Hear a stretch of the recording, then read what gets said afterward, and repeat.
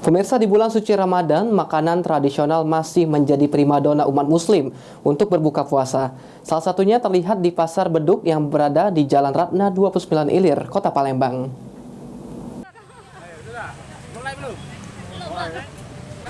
Berbuka puasa menjadi momen yang ditunggu-tunggu oleh umat muslim pada saat melakukan ibadah puasa. Tak sedikit umat muslim menghabiskan waktunya untuk berburu takjil untuk menu berbuka.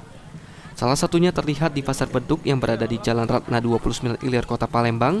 Berbagai macam menu berbuka tersedia, mulai dari makanan tradisional hingga makanan kekinian. Antoni, salah satu pedagang, mengaku dirinya berjualan makanan di hari biasa, meraup keuntungan sekitar Rp100.000 per hari.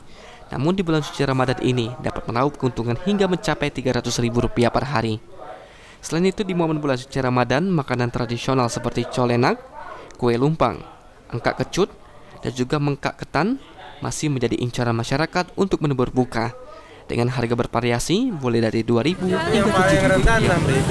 Kalau yang itu yang isi kapan, kalau yang satuannya ada yang Rp2.000, ada yang Rp7.000.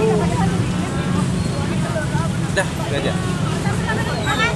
Kalau untuk makanan bingen sendiri, Bang? Bingen, colenak, kue lumpang, engkak kecut, engkak ketan. Itu aja yang ada. Itu untuk makanan bingen sendiri di bulan Ramadan ini digemari masyarakat nggak? Iya, digemari, ramai dia. Sementara itu, menurut Tasyafira, salah satu pembeli, mengaku dirinya sering berburu takjil di Pasar Beduk yang berada di Jalan 29 Ilir ini. Selain menu takjil yang dijual lengkap, harga takjil yang dijual juga cukup terjangkau.